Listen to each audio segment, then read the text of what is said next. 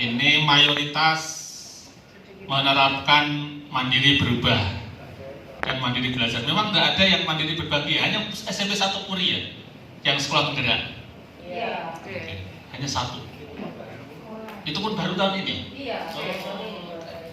Tahun pertama berarti. Iya, kayaknya ada SMP 1 ya. Sekolah penggerak? 7 sekolah. Ada 7 sekolah. Oke. Nah, kita lihat ini jawaban dari garis besar kurikulum Merdeka. Ya, yang sudah paham ini ada 2 orang. Nah, ada 2 orang. Ada 2 orang yang sudah paham. Ya. Saya punya datanya ini. Nanti saya laporkan yang GMP. Yang paham ini harus mendampingi teman-teman yang lain.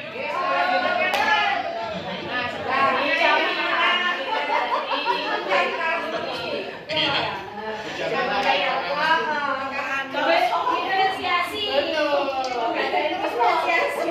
Mayoritas paham sedikit, kemudian paham sebagian, ada 10 orang ya. Yang paham sedikit 17 orang, yang belum paham sama sekali ada 1. Itu yang garis besar. Sekarang yang pembelajaran dan assessment dari 30 peserta yang menjawab, dari 30 jawaban sama, berarti konsisten ini. Yang sudah paham memang 2 orang. Nah, nanti kita lacak dan saya sampaikan ke perusahaan GMP. Biar menjadi ini, biar menjadi jujukan untuk bertanya. Jujukan untuk bertanya. Jangan khawatir Bapak Ibu yang sudah paham ini, semakin banyak jenengan menjawab pertanyaan teman-teman, tingkat pemahamannya akan semakin bertambah. Harus bisa menjawab Bu ya, kalau ada teman tanya. Karena begini, kalaupun belum mampu memecahkan persoalan pada saat itu, pasti akan belajar. Sebentar, saya tak baca dulu ininya pedomannya. Akhirnya membaca pedoman, nah, akhirnya tahu. Disitulah kelebihan dari kita yang lebih dulu membaca. Seperti saya ini kan sebenarnya lebih duluan membaca saja. Kalau panjenengan kersa membaca pedoman-pedoman itu secara mandiri, bisa sebenarnya mengimplementasikan kurikulum Merdeka. KOSP, nah ya KOSP yang paham KOSP hanya 1, berkurang. Sangat mungkin ini teman guru kita yang masuk ke manajemen sekolah, ya baik jadi kepala sekolah atau jadi waka, khususnya waka kurikulum.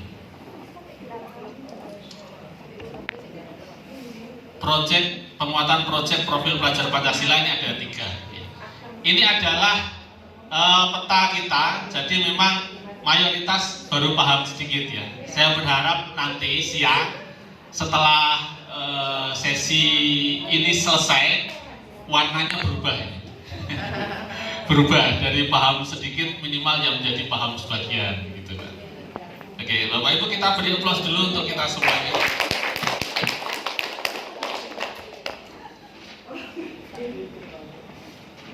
Sebelum kita lanjutkan,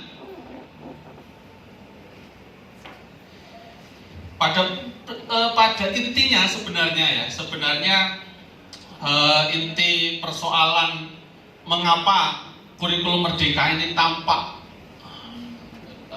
sulit dalam tanda kutip, itu sebenarnya kembali ke masing-masing individu. Intinya kalau kita mau belajar pasti bisa. Itu kan apa ya istilahnya ya? Satu konsep yang sangat dasar ya, sangat basis, bahwa segala sesuatu yang baru itu pasti kelihatan agak sulit, kelihatan susah. Punya sepatu baru juga belum penyesuaian ya. Jalannya masih agak gini gitu kalau sepatu baru. Tapi nanti kalau sudah sepatunya sudah agak baru lagi ya sudah biasa. Nah, perlu penyesuaian, dan kalau kita berhasil menyesuaikan diri ya akan nyaman. Tapi kalau kita tidak berhasil menyesuaikan diri, kita akan jadi lecet kakinya.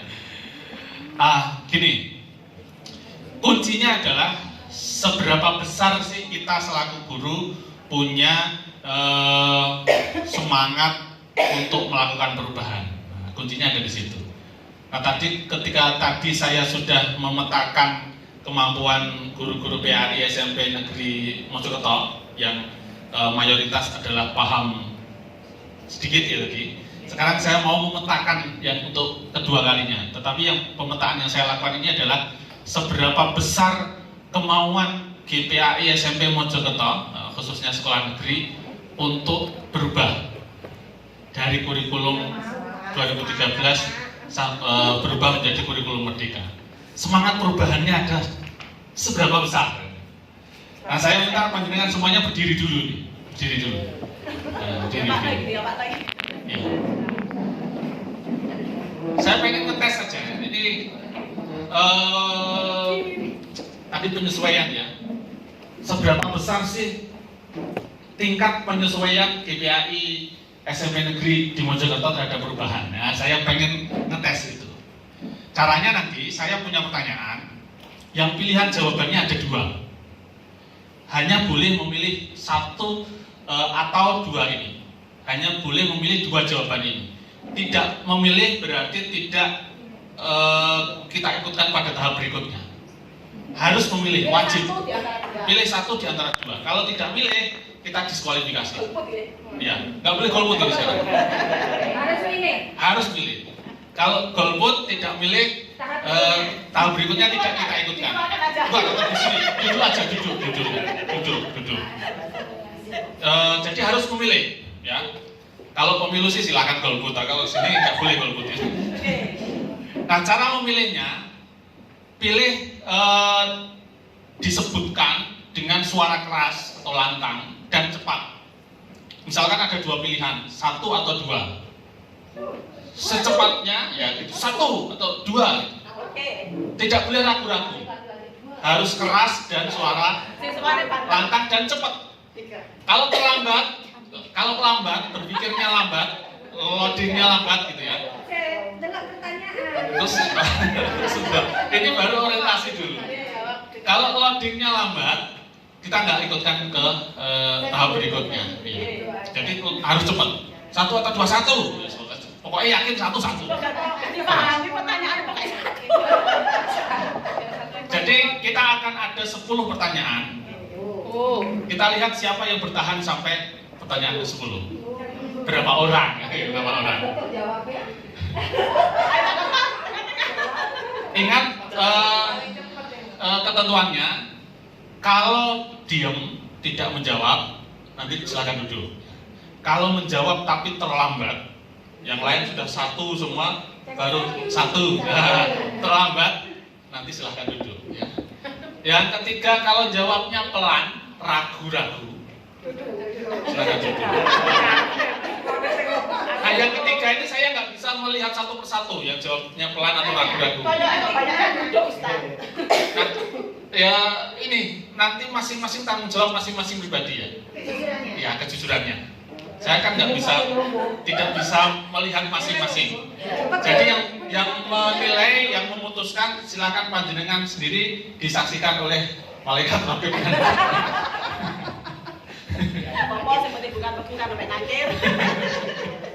Itu nanti, karena kan nanti ya, atau kapan-kapan gitu ya. Kita mulai atau latihan? Ini latihan sudah. Ini kan dua pilihan. Mulai atau latihan? Nah, kayak gini, nanti jawabnya seperti itu. Ini saya anggap sudah latihan ini. Ya, nanti kita mulai. Pilih satu jawaban dengan cepat dan suara lantang. Bisa ke sana? Bisa ke sana. Oke? Belum, Pak. Oke, kita mulai. Satu. Belum. Sekarang atau nanti? Iya. Yang sekarang ya kita mulai sekarang. Yang tadi saya dengar ada jawaban nanti. Duduk dulu, nanti saja ikutnya. Nah, sekarang ya. Sekarang ya. Sekarang.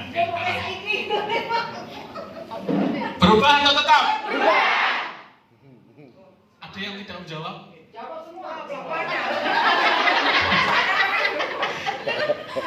Iya, yang tidak menjawab silakan duduk. Jawab ya. Makanya tanggung jawab masing-masing ya. Urusannya kan mulai tadi ya. Ya, berubah. Ada yang menjawab tetap? Yang menjawab tetap silakan duduk. Bagus. Aku. Kita lanjut. Menggunakan atau membuat? Membuat. Telat. Membuat silakan duduk ya telat. Ya, yang menggunakan silakan duduk. Separuh, Pak. Yang membuat kita lanjut. Membuat. Gawe dhisik. Ya. Kelihatan Pak, siapa yang biasanya membuat RPP dan menggunakan RPP.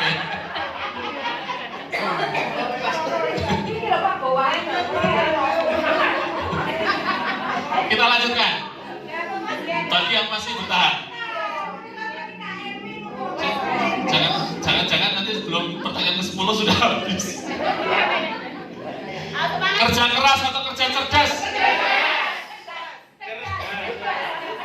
Ya, kerja cerdas ya. Oke. Tapi nggak pakai karena sudah duduk. Kita lanjutkan. Pertanyaan kelima. Menginspirasi atau menggurui? Menginspirasi. Semakin ke belakang semakin mudah gitu. Menunggu atau memulai? Memulai. Memberi atau menerima? Memberi. Yang menerima duduk. Proses atau hasil? Proses. Hasil duduk. Iya. Proses.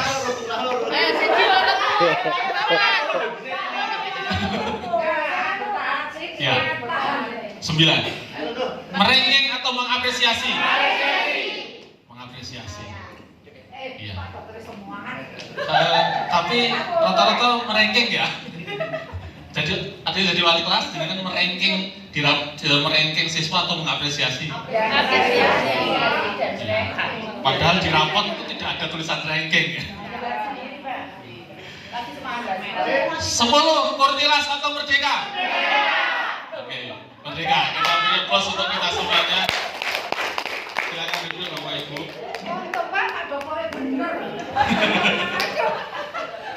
Ya.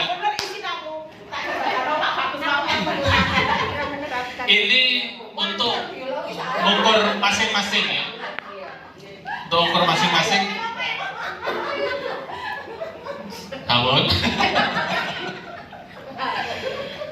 Untuk bahan introspeksi saja, untuk bahan introspeksi. Ternyata untuk berubah itu tidak mudah. Berubah. Jadi kita yang sudah jadi guru lebih dari 10 tahun, perubahan kurikulum satu ke kurikulum yang lain itu tidak semudah membalik telapak tangan. Bukan semata-mata administrasinya yang berubah, tapi mindset. Yang paling sulit itu mengubah mindset. Tadi itu, ini apa? Kurikulum KBK, sejak KBK itu tahun berapa itu? 2004. Kemudian jadi KTSP 2006. Itu sudah tidak ada ranking di rapor. Betul? Tapi mindset kita masih ranking. Mindset masyarakat masih ranking. Anak saya ranking berapa? Di luar nyata. Iya, padahal menurut kurikulum sejak tahun 2004 tidak ada ranking. Mengapa tidak ada ranking? Ada mindset perubahan yang harus dibangun. Bahwa eranya sudah berubah dari era kompetisi dulu sebelum tahun 2000-an ke era kolaborasi sekarang setelah tahun 2000-an. Dulu belajar di sekolah memang berkompetisi menjadi siapa yang terbaik, ranking 1, ranking 2 diberi hadiah. Tapi pemerintah sejak tahun 2004 itu mengarahkan atau membelokkan paradigma pendidikan bukan begitu. Di era sekarang ini tidak perlu ranking, tidak perlu kompetisi di kelas, tetapi berkolaborasi. Sapa sing punya pengetahuan yang lebih banyak, sharing dengan teman-temannya. Nah begitu. Dan itu sulit mengubah mindset itu. Betul? Sulit. Tetap saja paling murid bertanya, anak saya ranking berapa? Dan kita tetap menjawab itu masalahnya. Saya pernah jadi wali kelas Bapak Ibu. Tidak saya jawab, sudah saya sampaikan, tidak ada ranking di rapor. Nah, tapi anak-anak inisiatif mengumpulkan nilaimu berapa jumlahnya, akhirnya mereka sendiri yang meranking. Itu susahnya mengubah mindset, sulitnya mengubah mindset. Nah kita selaku guru harus ada di garda terdepan dalam perubahan mindset, dan terbukti tidak mudah. Ya, itu refleksi di awal saja. Nanti di akhir kita ada refleksi lagi. Ya, kita kembali ke kurikulum Merdeka. Kurikulum Merdeka, satu hal yang berbeda dengan kurikulum 2013 itu pemetaan kurikulum, struktur kurikulum menjadi pembelajaran intrakurikuler dan P5. Tadi saya sampaikan ini adalah makhluk baru, sebelumnya belum ada. Sebelum kurikulum Merdeka yang disebut pembelajaran itu ya intrakurikuler, tatap muka di dalam kelas, ngajar, interaksi siswa dengan guru, itu ya. Tapi sejak eranya Pak Nadiem, kurikulum Merdeka, ada 2 kegiatan di sekolah yang masuk, satu masuk intrakurikuler, yang satu masuk proyek penguatan profil pelajar Pancasila. Di luar ekstrakurikuler ada lagi, ekstrakurikuler beda lagi. Guru apapun dan siapapun gurunya berkewajiban mengembangkan kedua hal ini. Beda dengan ekstrakurikuler. Kalau ekstrakurikuler kan hanya guru yang diberi tugas mengampu ekstrakurikuler. Kalau ini melekat pada tugas guru. Semua guru harus melakukan satu pembelajaran intrakurikuler, yang kedua melakukan proyek penguatan profil pelajar Pancasila. Semua guru termasuk guru PAI.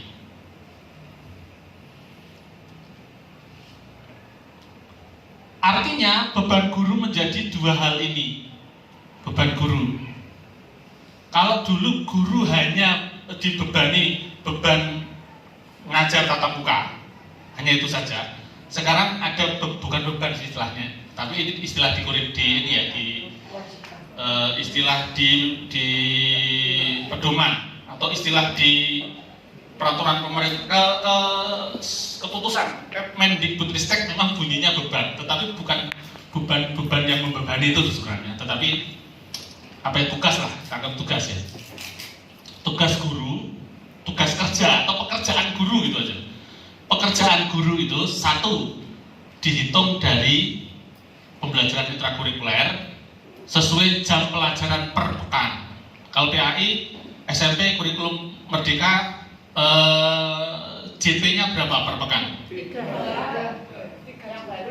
2. Intrakurikulernya 2.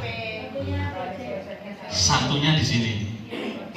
Yang di sini 2. Jadi tatap mukanya per pekan 2 JP mengajar PAI. Materi PAI 2 JP. Satunya lagi ada di sini. Proyek penguatan profil pelajar Pancasila. Makanya jenengan tetap dihitung 3 dalam arti ini 2, ini 1. Kalau ditanya mengajar PAI-nya berapa jam? Ya 2 jam. Tetapi beban kerja kita selaku GPAI berapa? 3. Ini harus clear dulu di awal. 3 itu 2 untuk tatap muka, yang 1 untuk P5. Karena ini adalah 3 yang menjadi 1, P5 juga wajib dilaksanakan oleh GPAI. Kalau GPAI tidak melaksanakan P5, maka dianggap belum memenuhi 3 JP per minggu. Begitu. Nanti bagaimana menghitung P5-nya? Nanti. Yang penting ini dulu. Di P5 itu ada yang bernilai 2 JP, namanya koordinator proyek. koordinator project dihitung 2 JP per rombel per tahun. Misalnya rombel kelas 7 ada 3 rombel, 7A, 7B, 7C.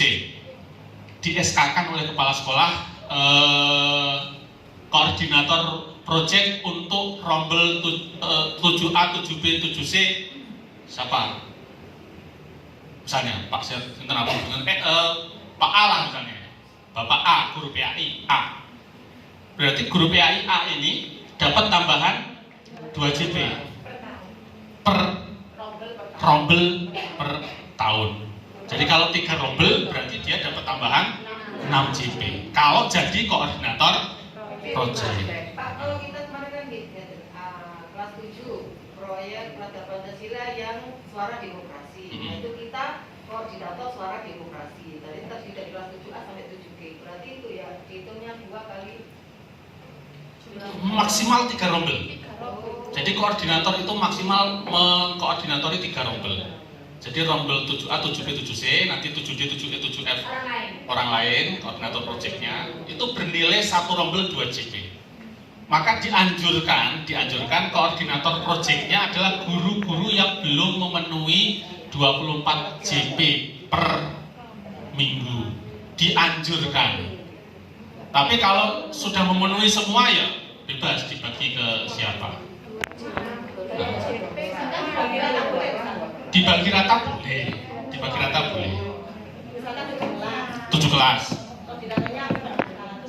Ya, masing-masing wali kelas boleh saja. Boleh. Jadi wali kelas sekaligus koordinator project boleh. 2 JP, hanya 2 JP per rombel, 1 rombel 2 JP sebagai koordinator per tahun. Per tahun. Itu cara menghitung. Berarti salah ya Pak? Kalau kita kan SK-nya begitu, soalnya operasi kelas 7 ini yang ini 1 tahun itu kan banyak, kan ada 3 atau 4. sebulan ada 3 organ, tapi kan tetap Kita beda. Tapi orangnya berbeda. Satu-satu coba satu-satu. Yang mana dulu? Saya coba yang di lapangan SMP Jatirejo. Ya. Ini ada yang B dari suara demokrasi ya. Maka itu yang koordinator 1 orang. Untuk satu kelas 7 semua. Iya, Berapa rombel? 7 Ya. Oke. Di kurikulum Merdeka itu tidak ada yang salah. Ya. Tidak ada yang salah. Itu bisa dilakukan, tapi itu membebani guru yang bersangkutan. Membebani guru yang bersangkutan. Coba 7 kelas tuh, 7 rombel. 7 rombel. Artinya apa? Kalau menurut ketentuan dia cukup 3 rombel. Kalau sampai 7 rombel, bisanya sih bisa, bolehnya sih boleh. Tapi guru YBS ini terbebani tidak. Karena kan harus menyusun program, harus mendampingi, ya kan? Harus melaksanakan program itu. Efektif tidak. Maka idealnya memang 3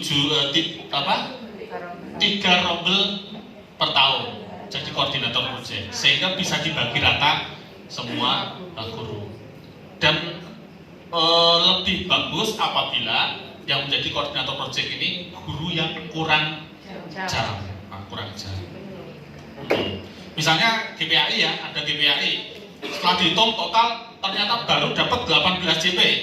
Dia sudah sertifikasi, baru dapat 18 JP. Berarti kurang berapa ini? Kurang 6. Kasih 3 rombel sebagai koordinator project. Ya. Itu baru koordinatornya. Belum kita berbicara anggotanya. Yang anggota tadi itu ngitungnya guru semua, harus masuk, semua guru harus masuk dan terlibat di dalam project ini.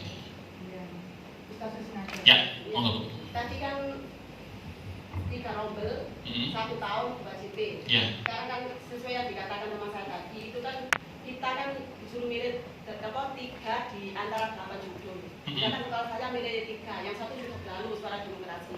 Sekarang mungkin yang kedua, dan saya kebetulan koordinator yang 3, mungkin Bhinneka Tunggal Ika. Nah, masing-masing guru itu yang ada di kelas itu dibagi 3. Yang kemarin sepertiga mengurusi yang pertama, sepertiga mengurusi yang kedua, sepertiga terakhir. Termasuk saya ini ngurusi yang terakhir. Nah, di situ kan ada koordinator, ada anggota. Mungkin anggotanya sekitar 7 atau 8. Ya. Nah, apakah itu bisa dihitung? Soalnya kalau menurut panjenengan, sekarang saya 7, langsung membawa 7. Iya. Tapi kan tidak 1 tahun Ustaz, hanya 3/4 dari 1 tahun. Coba kan ngitungnya. Sepertiga Iya. dari 1 tahun. Oke. Jadi koordinator project itu kan 1 tahun ya. Dihitungnya sebenarnya 1 tahun. Misalnya menjadi koordinator project di kelas 7A. Koordinator project di kelas 7A. Untuk 1 tahun. Kalau dibagi 3, tahun pertama temanya apa? Project pertama temanya apa? Project kedua temanya apa? Project ketiga temanya apa? Itu beda orang soalnya. Idealnya memang sama orangnya. Oh, ini beda orang. Jadi SK-nya itu sekali di awal tahun pelajaran langsung dihitung 1 tahun gitu. Meskipun tiga tema yang berbeda dengan koordinator project yang sama melakukan pendampingan. Kalau arahnya ke sana. Mungkin ini semua sekolah mungkin hampir sama, Ustaz, beda-beda koordinator, beda tema saya sama. Kan kemarin